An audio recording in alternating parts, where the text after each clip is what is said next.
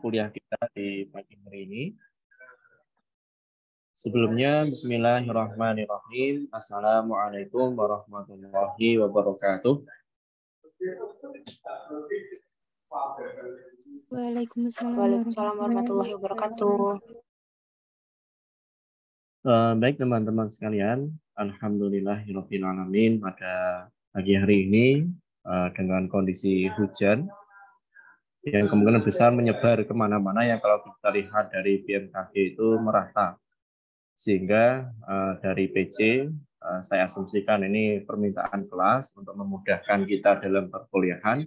Kita beralih dari luring menjadi daring, jadi kita fleksibel, dan mudah-mudahan dengan mode yang daring ini tidak mengurangi esensi dari perkuliahan.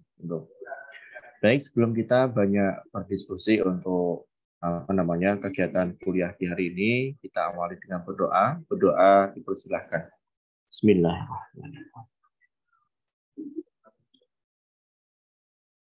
Berdoa kita cukupkan.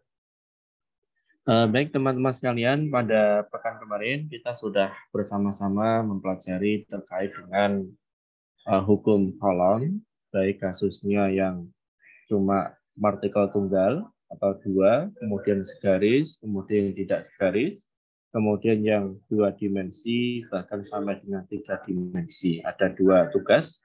Nah, di sini mungkin ada yang mau mempresentasikan hasilnya, ya, karena kemarin ada yang minta, Pak, kalau bisa dibahas ya, agar tidak ada yang salah dalam perhitungan atau salah menganalisis gitu. Mungkin lebih mudahnya adalah biar berurutan, ya, kelompok 1, ya, kelompok 1 bisa mempresentasikan produknya, bisa pakai foto nggak apa-apa ya. Jadi hasil kerja yang dicoret-coret ya di kertas, difoto, kemudian di share pakai Zoom, atau ketika sudah diketik ya juga boleh langsung di share screen gitu. Kelompok 1 siapa aja teman-teman?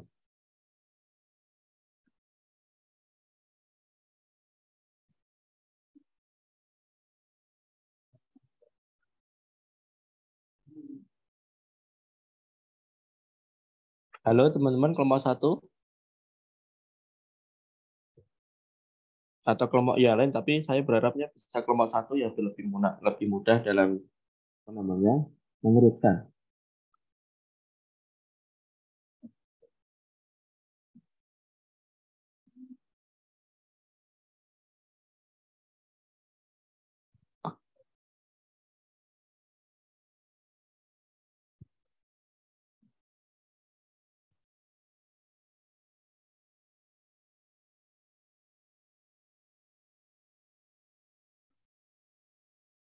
Ayo teman-teman, kelompok 1 mana? Kok nggak ada? Ini memang kelemahan kalau daring gini ya. Kalau kita luring lebih mudah dalam aktivitas gitu. Tapi saya berharap karena permintaan teman-teman dengan mode daring, maka saya layani, harapannya tetap sama ya.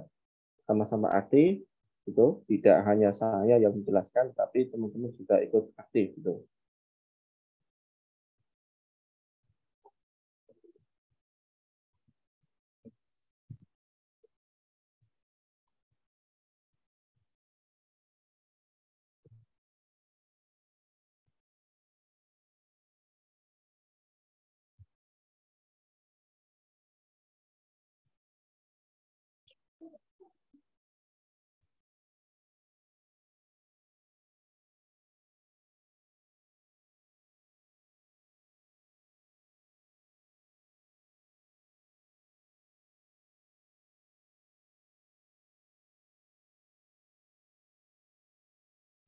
Suara saya jelas ya?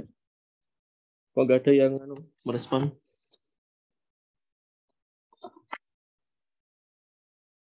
Jelas, Bapak.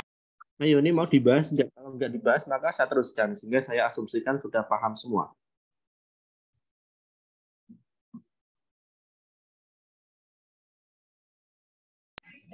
Baik, Bapak dibahas mawon mboten napa-napa, Pak.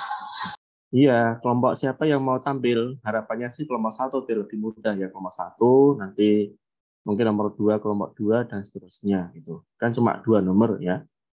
Baik, Pak. Baik, Bapak, untuk presentasinya menampilkan video atau menampilkan itu aja yang nomor 1 soal kemarin itu ya. Jadi nggak harus video, langsung aja dijelaskan. Jadi misalkan nggak, Pak saya belum sempat mengetik, ya nggak apa-apa. Difoto saja, kan di kertas ya, di kertas, difoto kemudian di share screen gitu. Kalau kemarin kan nomornya nomor 1 ini, nomor 2 yang ini, kan cuma 2 nomor. Gitu. Karena kemudian ada yang apa namanya, kalau bisa dibahas agar tidak ada yang salah ya, terutama dalam memahami penerapan rumus dari hukum kolom 1 dimensi, 2 dimensi dan 3 dimensi gitu. Oke, saya stop dulu. Ayo silahkan ya, kelompok 1. Yang tampil siapa?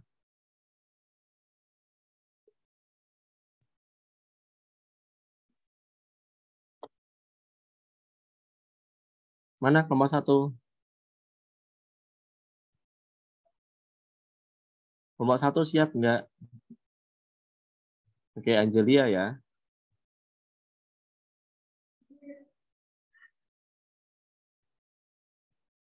Oke, silahkan dimulai, dipresentasikan hasilnya.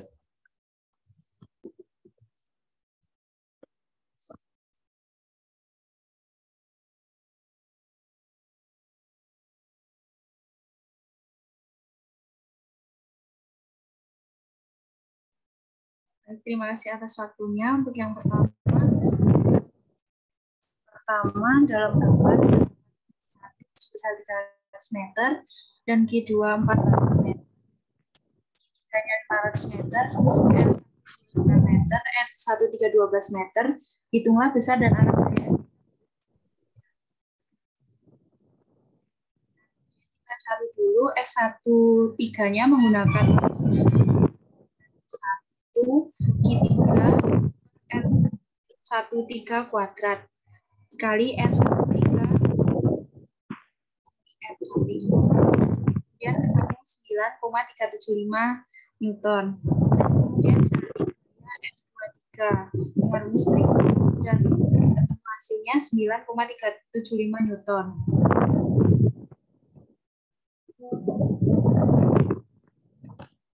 Untuk F3-nya itu merupakan tambahan dari F1 dan F23 ini 15, min 4,8. Untuk besar gaya F3-nya adalah rumus ini untuk atau di 49 Newton. Arah gaya F3-nya terhadap sumbu X dan Y positif. Per 16 menghasilkan 0,9567 Theta-nya min 4,8 per 16,49 kemudian 0,29. Kedua ada hukum kolom. Dalam gambar Q1 sama dengan 200. Keduanya 30 kolom dan X sama dengan 20 cm, Y 20 tentukan besar dan nah, kita cari terlebih dahulu untuk cos X kuadrat plus Y kuadrat di akar setengah. Ketemu hasilnya.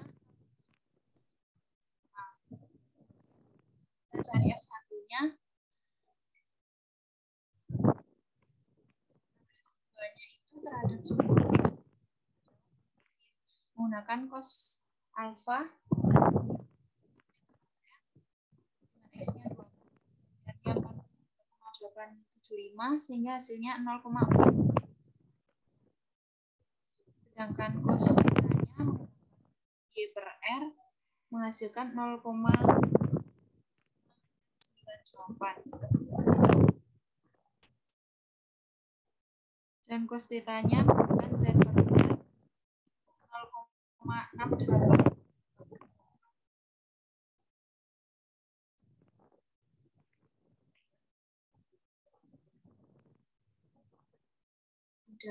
Pak. Mungkin ada teman-teman yang ingin. Oke ya, dari kelompok 1 sudah mempresentasikan hasil ya. Silahkan kelompok lain kalau ada hal yang sangat ekstrim berbeda ya, terutama rumus ya, ini bisa disampaikan.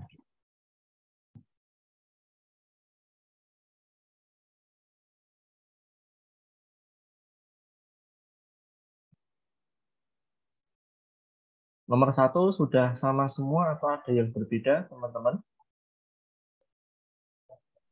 Sama, Pak. Oke, kalau sama nomor 2 bisa digeser ke nomor 2. Sudah sesuai atau belum gitu. Ini kan tentukan besar dan juga arah ya.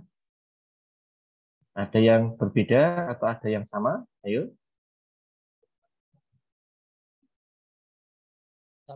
Sama, Bapak. Oke, sama ya. Baik, terima kasih. Bisa di stop share screen, Mbak Angelia ya. Baik, terima kasih. Nah, sekarang kita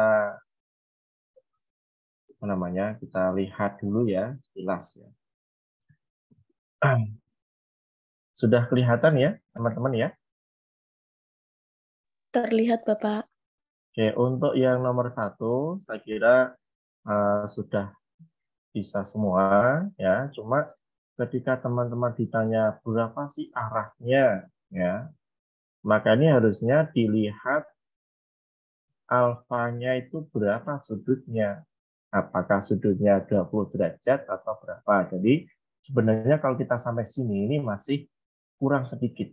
Ya, memang sudah ada indikasi. Jadi ibaratnya gini, cos alfa sama dengan setengah. Maka alfa adalah sudutnya 60 derajat. Kemudian cos beta itu adalah setengah akar 2. Misalkan, maka cos beta ini, beta nilainya sudutnya berapa? Tentunya 45 derajat. Gitu. Nanti silakan di-inverse, ya, inverse pakai kalkulator juga bisa, atau kita inverse dengan Excel, tapi biasanya Excel itu nanti akan dibuat radian. Ya, kalau radian itu kan 1 pi, ya, 1 pi, ini sama dengan 180 derajat. Ya, nanti tinggal dikonversi. Nah, kemudian nomor 2 ini kan besar dan arah. Ya, jadi kalau teman-teman tadi harusnya itu ya ada besar dan arahnya. Ya, kalau saya tunjukkan lagi, ya, kita klik dulu. Jadi rumusnya sudah oke, tapi tolong nanti ini bisa diperjelas, ya, perjelas lagi, nggak cuma langsung hitung. Jadi nanti akan kelihatan arah sumbu X-nya berapa, arah sumbu Y-nya berapa, arah sumbu K-nya berapa. Nah, kalau ditanya berapa besarnya, oke ya F sama dengan tadi sudah, cuma arahnya kan belum kelihatan ya. Jadi arah sumbu X dikuadratkan ya ditambah dengan F Y ya, kemudian dikuadratkan ditambah dengan F Z kemudian dikuadratkan. Ini adalah besar. Kalau ditanya direction-nya atau arahnya, maka teman-teman harus ini ya. Ini sudah tampak ya. Jadi besarnya yang arah sumbu X itu 126,8 Newton. 158,5 arah sumbu Y, 190,2 arah sumbu Z. Gitu. Baik, ini untuk sekilas pembahasan, mudah-mudahan bisa dimengerti. Bisa dipahami ya. Nanti tolong yang belum sesuai bisa diperbaiki. Kemudian bisa di-upload di Bismart ya. Oke, kemudian kita akan teruskan kembali teman-teman materi kita untuk hari ini. Lanjutannya adalah medan listrik. Ya, kalau kemarin kan hukum Coulomb, kaitannya dengan gaya. Nah, sekarang kita teruskan kepada medan listrik. Oke, kita buka medan listrik. Jadi medan listrik atau electric field itu didefinisikan sebagai gaya yang dikenakan ya pada muatan di sini ya, dikenakan pada muatan uji jenisnya positif, kemudian kecil yang ditempatkan pada suatu titik, ya misalnya titik P, dibagi dengan besar muatan uji tersebut. Jadi ya ada tanda panah ke atas karena ini adalah besaran vektor sama dengan F dibagi dengan I. Kemudian electric field ini mengitari setiap muatan. Jadi dia akan menyebar, kalau dia positif nanti ada jenisnya ya, dia akan menyebar kemana-mana ya. Nah di sini ada garis merah itu menunjukkan medan listrik yang keluar dari muatan Q ya. Pada titik pada P juga ya, ini muatan Q juga ini menyebar kemana-mana. Titik P ini salah satu yang dikenai oleh medan listrik. Kemudian gaya yang dikenakan oleh muatan pada muatan uji yang kecil, yaitu Q, ditempatkan pada titik A, kemudian titik B, maka dan juga titik C. Maka muatan ini akan mendapatkan medan listrik. Kalau dapat medan listrik, maka muatan ini akan mendapatkan gaya listrik. Gitu. Kita teruskan. Nah, ini tadi kita kembangkan kalau E sama dengan F per Q, sedangkan F itu adalah kaki, mungkin kaki 1, Q2 bagi R kuadrat, dibagi lagi dengan Q1-nya, atau mungkin ada yang sama ya, sehingga rumus akhir untuk medan listrik adalah kaki per R kuadrat, atau K-nya kita bisa rubah, seperempat Pi epsilon 0, ya, ini adalah nilainya K, atau 9 kali 10 pangkat 9. Nah, kemudian ini adalah ilustrasi. Di sini ada medan, medan itu menyebar kemana-mana. Ya, ini kita asumsikan medannya positif ya, menyebar. Kemudian ada muatan uji, sifatnya positif. Kalau dia positif, sedangkan di bawahnya kok ada medan listrik menyebar, maka sumbernya adalah pasti positif. Maka positif ketemu positif, maka arahnya menjauh. Sehingga E dan F ini arahnya sama. Berbeda dengan yang bawah, medannya ke atas, kita asumsikan di bagian bawahnya ada muatan Q, ya, Q positif besar, ya, muatan sumber Q, sehingga dia mengeluarkan medan arahnya ke atas ini, tapi kemudian kita tempatkan muatan listrik kecil di sini, tapi jenisnya negatif. Maka dengan sifat yang berbeda jenis, maka dia akan tarik-menarik atau muatan ini akan arahnya berkebalikan dengan arah medan. Gitu ya. Bisa dipahami ya, teman-teman ya?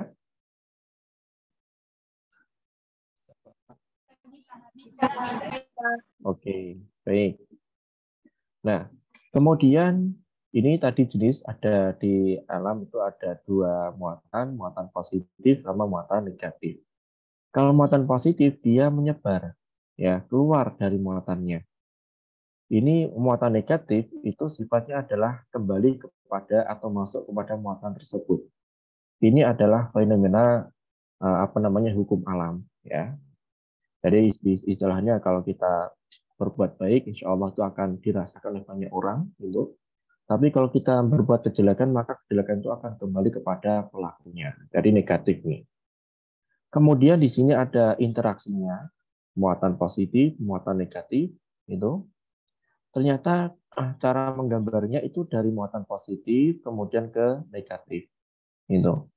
Dan tidak ada garis yang berpotongan. Dia mempunyai jodoh masing-masing. Ya, istilahnya ya memang ini punya wilayah masing-masing dan tidak mungkin bersinggungan, tidak mungkin bertabrakan. Ini kan sama ya.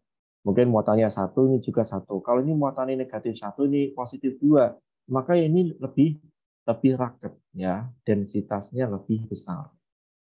Ini sifat alam, positif, negatif, dia tarik-menarik. Nah, misalkan kok di sini di tengah-tengah ada suatu partikel bermuatan ya, maka ini mendapatkan gaya. Ini adalah arah medannya ya, keluar dari positif ke negatif. Kemudian kok ada positif dengan positif, maka dia sifatnya adalah tolak menolak ya, seperti ini. Dia tidak akan bertemu. Kemudian kalau bentuknya adalah plat, ya ini kan bentuknya plat ya, bukan partikel tunggal, tapi plat ini satunya positif, satunya negatif, maka medan itu tetap keluarnya dari positif menuju ke negatif. Ini tadi sudah ini tekniknya. Nah, kemudian medan listrik kalau kita lihat dengan analisis vektor apakah 2 dimensi atau 3 dimensi. Ini tadi kan E sama dengan 1/4 pi epsilon 0 I dibagi R kuadrat. Ya. Kalau kita tuliskan lengkap, misalkan ya, kita tulis lengkap itu kan sebenarnya E sama dengan K, kemudian I dibagi R kuadrat. Di sini ada R vektor satuan. Ya, kemarin sudah kita singgung, ini rumus awal. Nah, nilai R vektor satuan itu, ini adalah nilai R ya, dibagi dengan besarnya R. Tergantung yang kita ambil mana. Misalkan ini adalah muatan 1 di sini ya, kemudian titiknya di sini, ini mungkin titik 1, nah, mungkin ini adalah titik 1, titik 2 gitu kan. Boleh, maka di sini adalah R1, selisihnya ya, bisa R1 dikurangi R2, itu kan ini adalah vektor nanti dibagi dengan besarnya. Ya, R1 min R2. Nah, nah ini pasti apa namanya? Ini bentuknya atas adalah vektor, maka di sini kalau kita masukkan ke sini, maka jadinya seperti ini. 1/4 pi epsilon 0 muatan dibagi dengan besar jarak ya kedua partikel atau jarak kedua titik ya maksudnya pangkatnya 3 kemudian adalah vektor satuan selisihnya.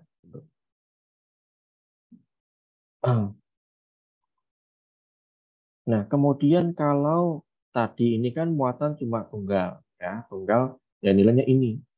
Kalau muatannya sangat banyak ya di suatu space lebih dari satu muatan, masing-masing muatan itu memberikan medan. Ya ada E1, E2 dan seterusnya.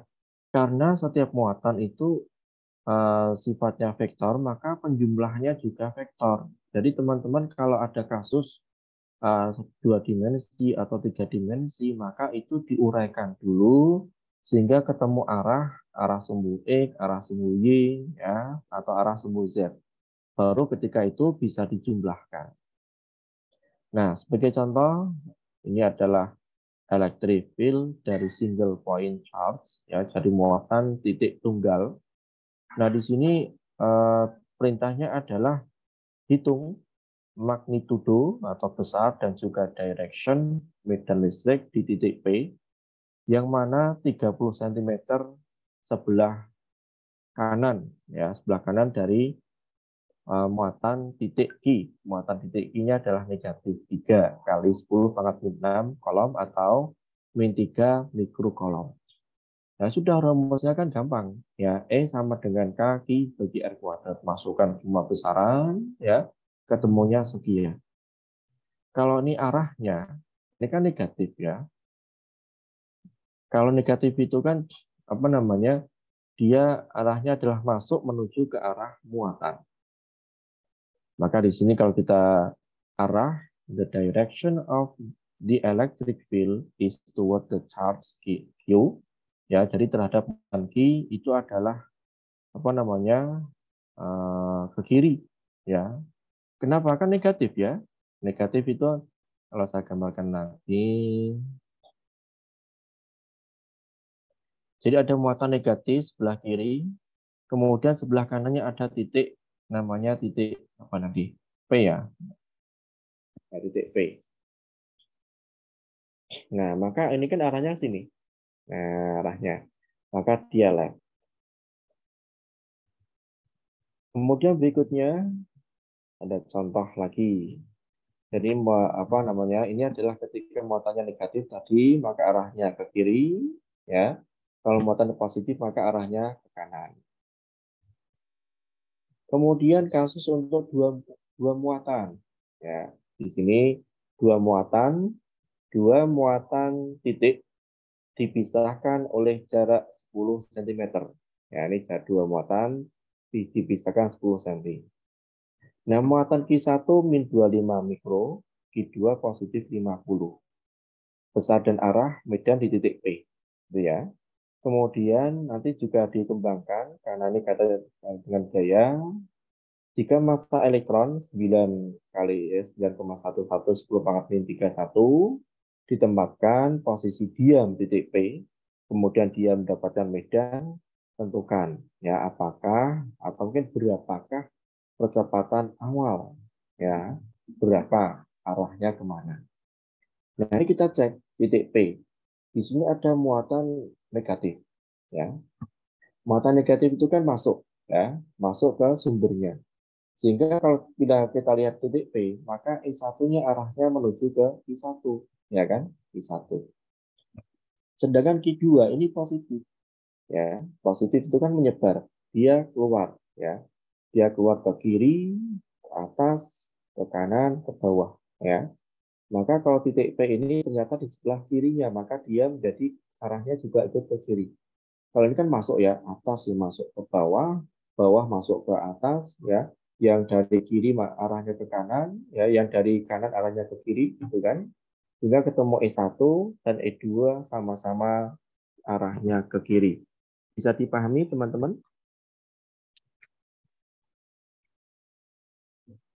Halo? Bisa, Pak. Oke, baik, terima kasih. Nah, kalau sudah ketemu arahnya, baru bisa kita jumlahkan secara langsung. Ya, kenapa? Ini kan sudah searah.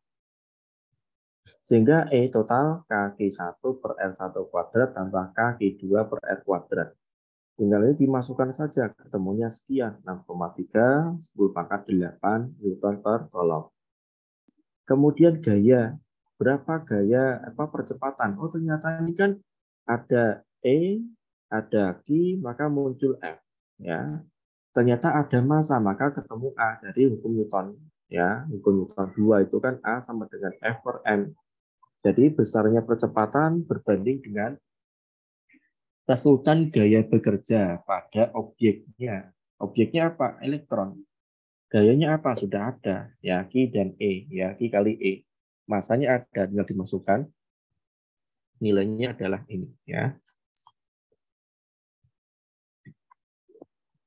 Nah, berikutnya adalah untuk yang dua muatan. Ini juga pengembangan. Ya, pengembangan. Untuk yang hukum Coulomb kemarin juga prinsipnya sama. Ada dua muatan positif, ini muatannya negatif. Nah, di sini ada titik A. Ya, titik A. Berapa ya? Ini kan calculate the total electric field at point A. Gambar 16 ini maksudnya ya. Karena atau diakibatkan oleh dua muatan Q1 dan Q2. Ya, langkah pertama ya sama kita gambar dulu ya. Kita gambar arahnya arah medan. Ini positif ya, muatan 2.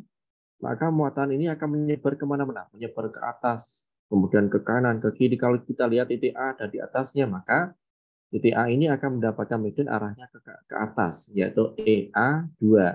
Medan listrik di titik A karena berinteraksi muatan 2. Kemudian yang sebelah sini, ya ini negatif. Maka ini kan masuk ke sini kan, dia akan keluar masuk dari A, dia akan masuk ke sini sehingga dia ke bawah. Sudutnya kalau di sini 30 ya, maka ini juga sehadap ya, bertolak belakang. Ini juga 30 gitu. Sehingga ada dua vektor utama, EA2 sama EA1.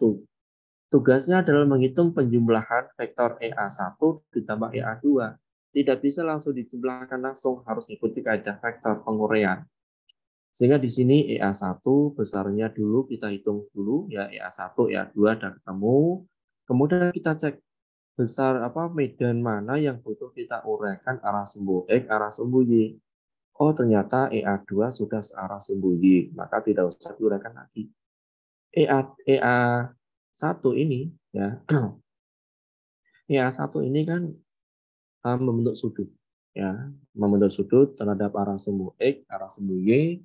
Maka di sini butuh diuraikan arah sumbu X, arah sumbu Y. Ini kan diasumsikan ini adalah sisi miring, ya sisi miring. Ini adalah sisi sampingnya, gitu kan. Kemudian yang ke bawah sini atau yang sebelah sini ini adalah sisi depannya. Sehingga kita butuh samping, maka dikali dengan cos. Ya. Kalau kita pakai sudut 60, yang samping ini tidak samping lagi. Maka yang sini ketika 60 yang bawah ya. Ini jadi saya menekankan teman-teman tidak boleh menghafal. Jadi ini pakai 60 derajat. Ya. Maka yang sini kalau pakai sudut ini, yang sini menjadi kali sin ya. Jadi ya EA1 sin 60 ya, sama aja.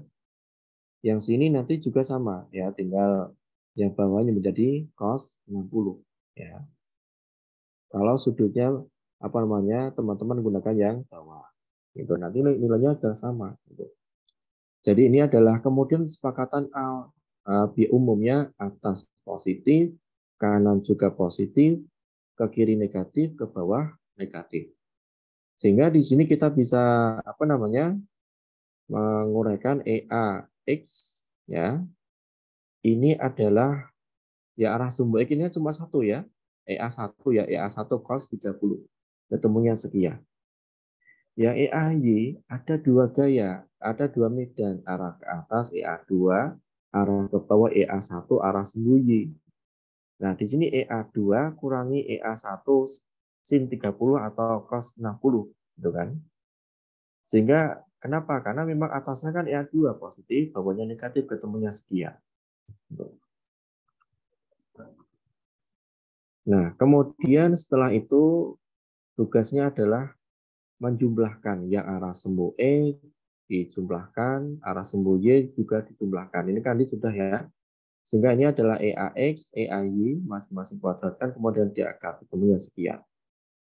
Kemudian sudut, ya, kalau cuma dua dimensi ya cukup arah sumbu Y total berapa, dibagi arah sumbu X, ketemunya sekian, yaitu 4 ya. Ini masih belum ke arah sudut ya, baru nilai tangen sudutnya nilainya 4. Sehingga di inverse ya, inverse tangen theta atau si nilainya 4 itu berapa? Ternyata dicek sudutnya adalah 76 derajat. Sehingga di sini teman-teman ini nilainya adalah 76 derajat. Jadi teman-teman yang tadi yang belum ke arah directionnya masih nilai sin sudut atau cos sudut itu masih setengah jalan ya, belum semuanya terjawab. Oke. Berikutnya ini adalah level untuk mahasiswa. Kalau yang kemarin itu kan sebenarnya levelnya untuk siswa ya, untuk peserta didik ya, sehingga sifatnya mendasar. Nah, di sini akan kita kembangkan bagaimana kalau partikelnya dia terdistribusi kontinu, tidak lagi single partikel ya. Misalkan kabel ya, kemudian lempeng atau bentuknya balok atau bola, ini kan dan itu mempunyai muatan, sehingga muatannya tidak bisa dipandang sebagai partikel tunggal, tapi partikel banyak yang kontinu. Nah, solusinya adalah kita jumlahkan satu persatu ya, kita ambil elemen dikit Bang ya, itu kan. Sehingga apa? Delta E atau mungkin diferensial E sama dengan 1/4 pi epsilon 0 dq ya, muatan per segmen dibagi R kuadrat R vektor satuan gitu. Jadi di sini konsepnya adalah sebenarnya ini di sini muncul medan ya. Jadi sebenarnya ada mungkin E1 misalkan ya. Kita ambil lagi di sini. Ini juga muncul medan lagi. EA2. Sini juga lagi ya. Muncul EA3. Nah, kalau kita jumlahkan satu-satu kan jelas nggak mungkin. Maka kita gunakan alat bantu, yaitu diferensial dan juga integral. Sehingga di sini, jadi ini kan E sama dengan sebenarnya ini, delta E1 ya, tambah delta E2, tambah delta E3, dan seterusnya. Nah, kan nggak mungkin kita hitung satu-satu. Maka kita selesaikan dengan menurunkan atau mengintegralkan. Sehingga rumusnya menjadi ini yang kita turunkan adalah nilai ini kan medan listrik ya. Muatan juga sifatnya juga diturunkan diferensial. Jadi DE sama dengan sekian. Biar ini hilang maka diintegralkan. Integral DE ketemu E ya. Yang konstanta dikeluarkan ya sehingga integral dq per r kuadrat r vektor satuan. Ini adalah rumus rumus dasarnya. Kemudian keterangan kasus, ya ini untuk yang muatan garis, itu ada besaran yaitu lambda. Jadi perbandingan. Perbandingan muatan total per satuan panjang, ini nilainya lambda. Ya sama dengan air lah ya, massa jenis air itu kan massa air itu dibagi dengan volumenya. Ya, diambil berapapun nanti bagi volumenya. Jadi dia sifatnya konstan. Yang kedua adalah muatan lempeng permukaan. Ini namanya sigma kecil ya. Sigma sama dengan dq per dA. Muatan total di sini nanti berapa dibagi dengan luasan permukaan. Kalau yang ketiga bentuknya adalah 3 dimensi, ya volume, maka simbolnya adalah rho. Rho sama dengan dq dibagi dengan d tau.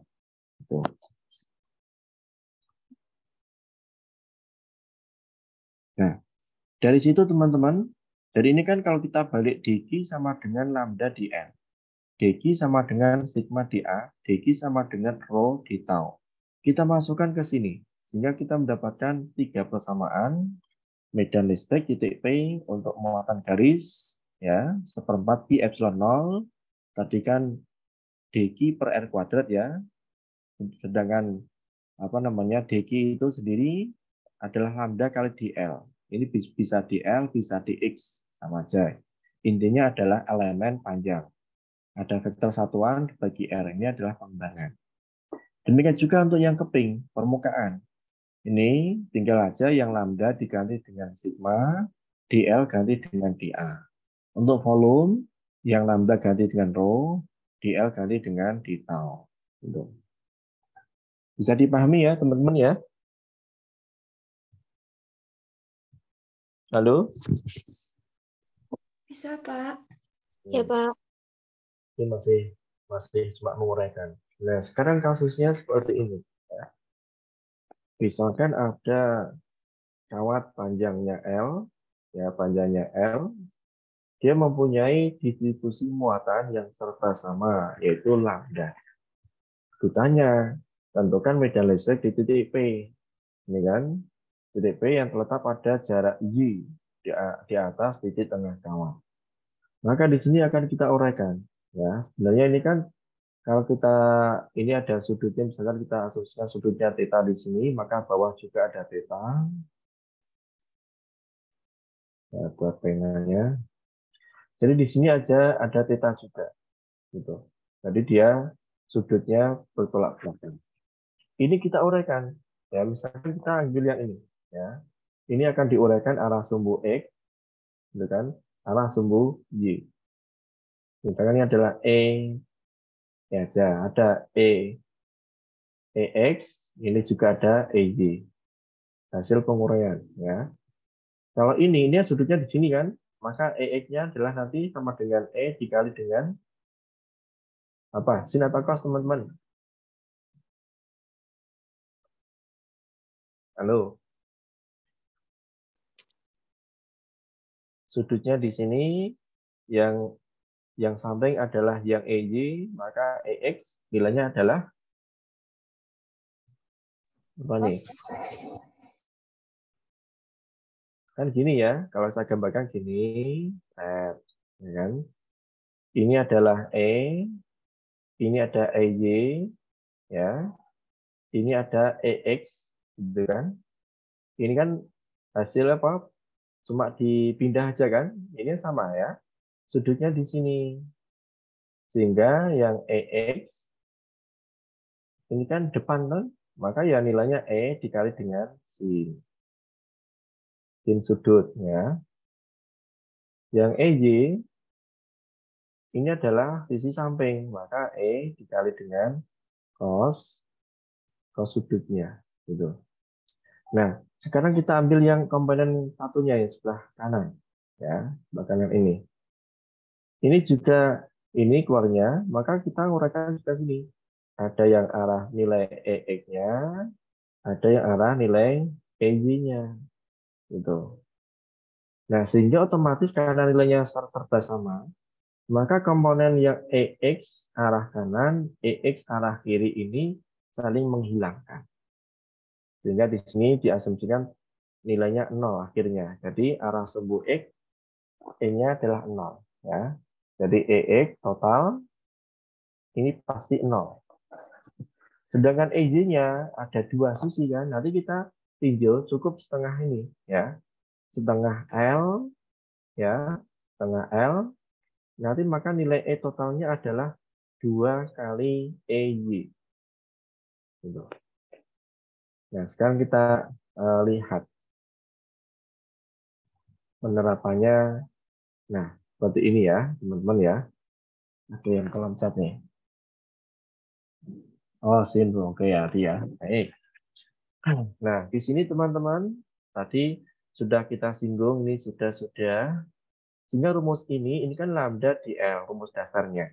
Ternyata saya asumsikan panjangnya menggunakan X. Maka ini ganti dx. Ya kan? Dx lambda dx R kuadrat.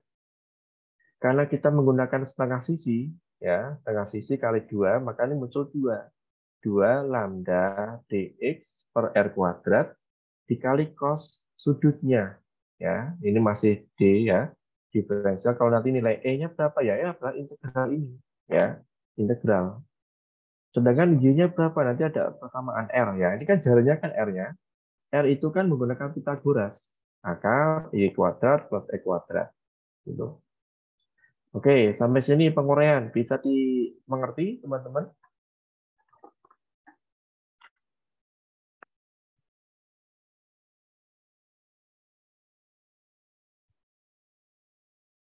Nanti dicerna ya.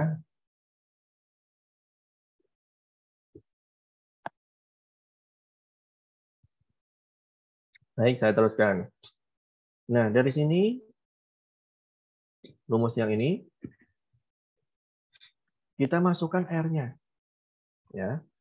R-nya kita masukkan, maka ini kemudian diferensialnya diintegralkan, maka menjadi E. Yang sini 0 batasnya kan dari sini sampai dengan setengah L. Kemudian ada unsur 2, karena memang kita menggunakan 2 kalinya. Kan? 2 lambda Y, itu dibagi dengan Y kuadrat, ditambah dengan X kuadrat, pangkatnya 3/2. Kok bisa? Dari sini kan? Jadi R ini kan ini. Ya. Kemudian cos-nya apa? Cos itu kan nilainya adalah, kalau sini kan ini ya, sudutnya di sini. Nah, ini kan. Kalau cos berarti nilainya, cos adalah samping Y dibagi dengan arah sisi samping. Arah cos adalah samping ini dibagi sisi miring, yaitu F.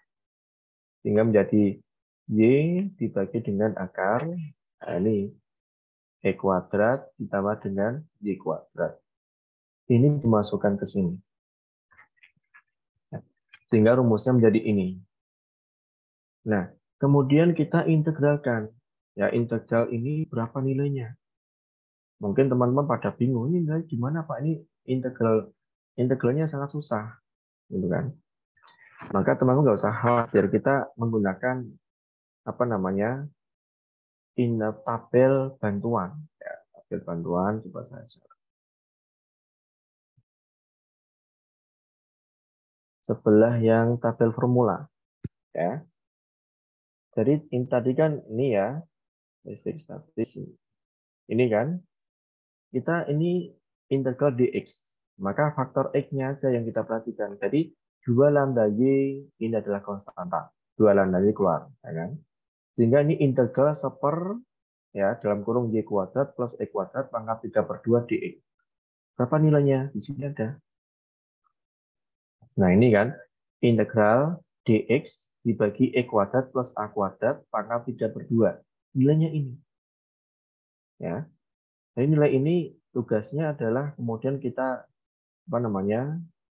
masukkan saja, ya. Kita nggak memikirkan prosesnya gimana, nggak. Kita langsung gunakan, ya. Jadi ini, nah ini ya kita gunakan. Tadi kan, nah, tinggal kita masukkan.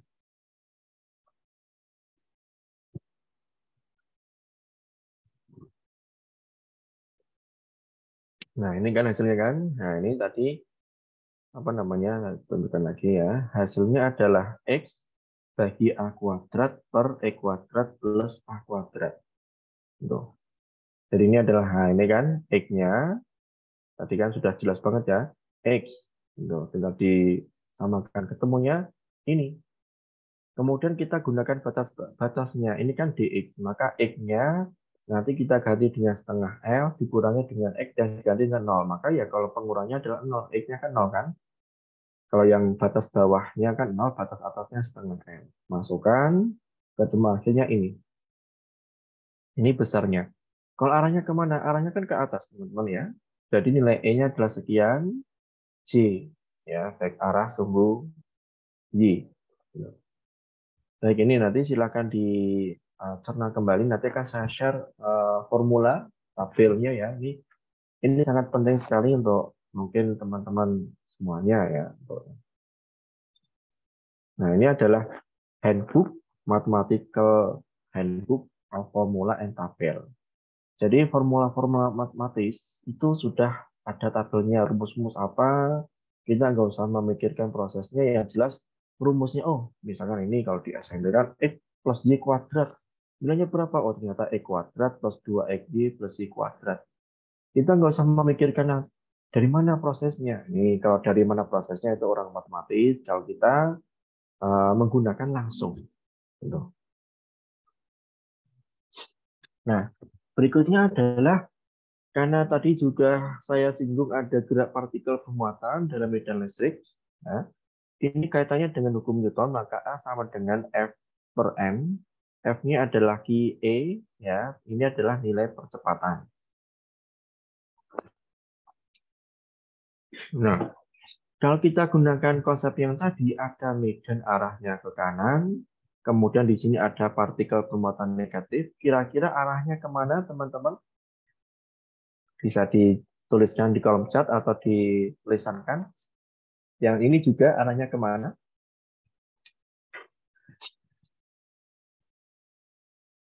Ayo, teman-teman.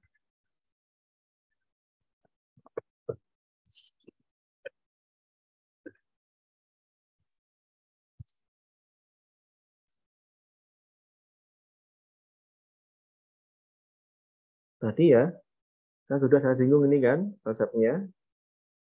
Ketika muatan positif, negatif, searah dengan E, terus gimana? Ayo. Yang kiri dulu ini arahnya kemana? Kira-kira ke atas, ke bawah, ikut ke kanan, atau ke kiri?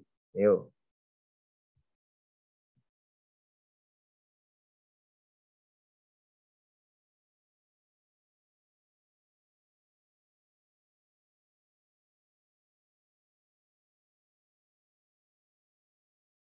Kok pada diam? Ayo. Suara saya jelas sekali ya?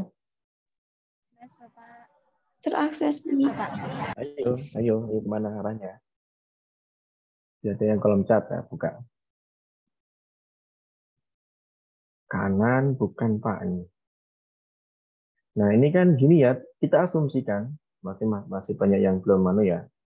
Berarti sebelah kiri ini kita asumsikan ada muatan nilainya adalah positif ya. Ini positif semua, ya kan? Jadi positif itu kan sifatnya kan keluar, menyebar. Nah ini kalau muatan elektron negatif, ini kan negatif kan? Nah positif negatif dia akan tarik menarik, maka arahnya ke sini, ya. Maka ketika ada partikel ini kemudian kok mendapatkan medan, maka dia akan berbalik. Gitu.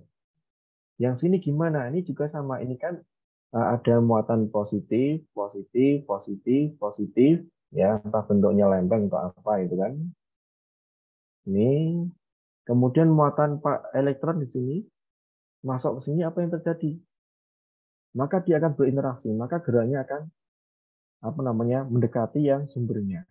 Maka geraknya gini. Nah, ini adalah pergerakannya seperti itu.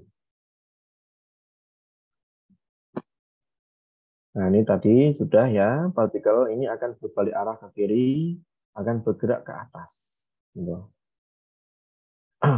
Nanti dalam analisis lebih lanjut, teman-teman, ya, ini kan negatif, ini positif, tentunya akan sifatnya adalah ini negatif, maka dia tertarik menuju yang positif ke sini. Ini lintasannya adalah parabola, ya. Nanti dengan analisis GLB, GLBB, arah sumbu X, arah sumbu Y, silakan dianalisis ya. Dia menempuh jarak L, menempuh jarak Y, dan seterusnya, buktikan ya bahwasanya ini bisa termasuk gerakannya adalah gerak parabola.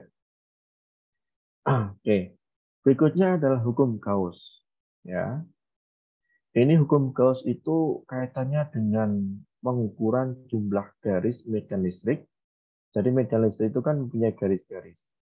Jumlahnya berapa ini dikenal dengan flux. Ya. Nah, flux itu sendiri adalah perkalian antara kuat medan listrik dengan luas permukaan yang tegak lurus.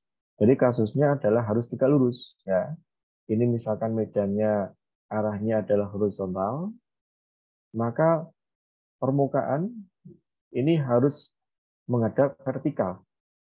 Kalau misalkan dia membentuk sudut, maka harus diproyeksikan agar tegak lurus dengan medan listriknya.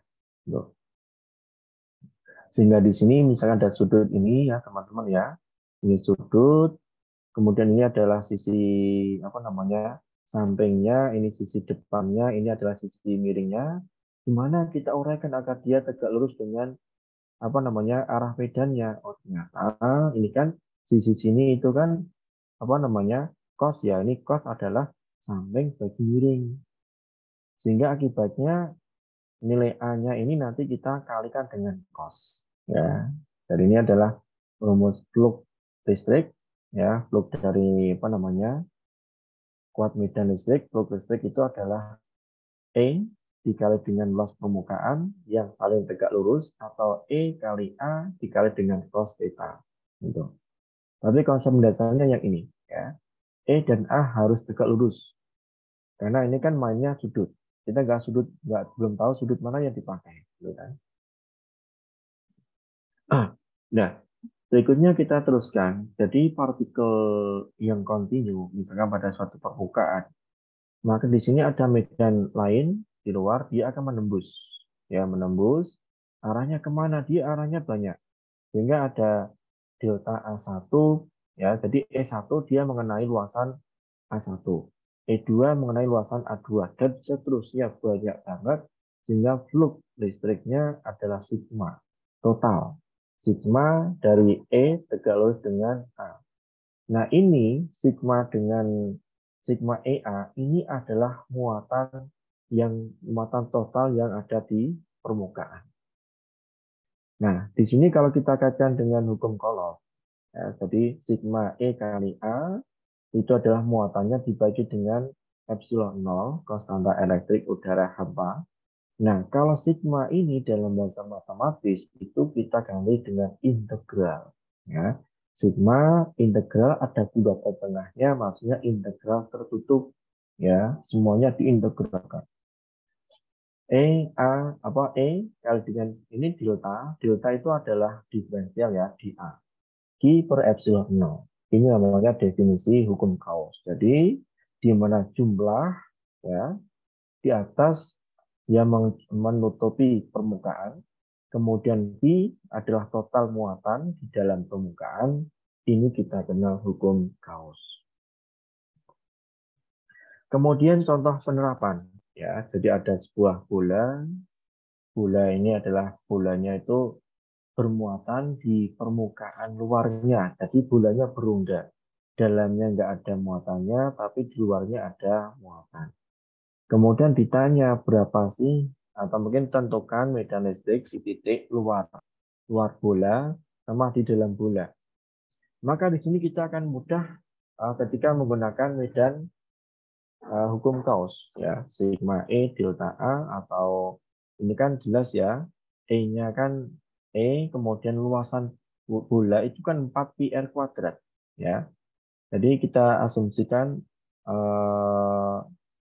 ini jelas, ini adalah bola yang luasannya 4 pi R kuadrat di per epsilon 0. Nah, ini E-nya, yang sini pindah ruas, 4 pi kuadrat pindah sini, sehingga E-nya adalah seperempat pi epsilon 0 Q per R kuadrat, di mana R-nya lebih dari R0. Kenapa?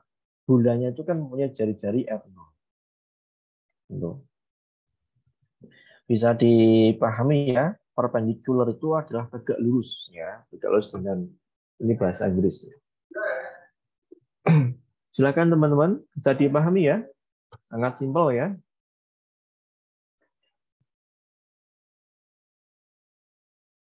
Oke, kita teruskan. Kalau di dalam gimana? Ya, misalkan di sini ada apa namanya, R-nya itu lebih kecil daripada R0-nya. Ada di sini ya, R0-nya kan sampai sini. Nah, di dalam ini kan nggak ada muatan. Kenapa? Kan muatannya kan keluar semua. Sehingga muatan di dalam ini total adalah 0. Sehingga E-nya 0. Gitu. Kemudian kalau bentuknya permukaan, misalkan permukaan seperti ini kan setiap segmen dia mengeluarkan atau ada medan yang keluar karena jenisnya positif. Kita buktikan kalau nilai E di sini itu adalah sigma bagi epsilon 0. Kita buktikan. Nah, caranya gunakan aja ya. Gunakan lagi dengan hukum Gauss ya, sigma E delta A. Ini EA, kemudian muatannya Q per epsilon 0, Q-nya adalah sigma kali A. Tadi kan sigma adalah dQ per dA, atau sigma I muatan total dibagi luasan total. Sehingga bisa kita masukkan ke sini, jadi EA sama dengan sigma kali A dibagi epsilon 0. Ini ada A-nya, ada yang hilang, sehingga medan listrik untuk permukaan konduktor itu adalah sigma dibagi epsilon 0. Oke teman-teman, sampai sini ya. Mudah-mudahan bisa dipahami. Kemudian tugas berikutnya ini ya, nomor 3 kemarin. Ini muatan positif, muatan negatif. Jaraknya 30 ya. Ini. Kemudian A ke sini adalah 60. Kemudian ada muatan ada titik B.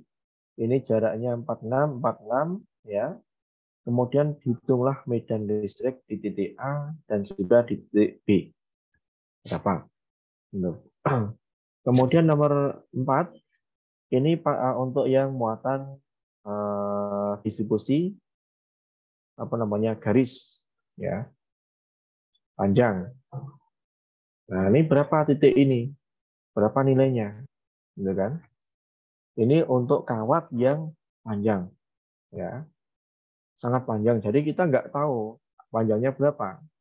Kalau tadi kan panjangnya L. Ini kan berarti 0 sampai dengan panjang tak terhingga.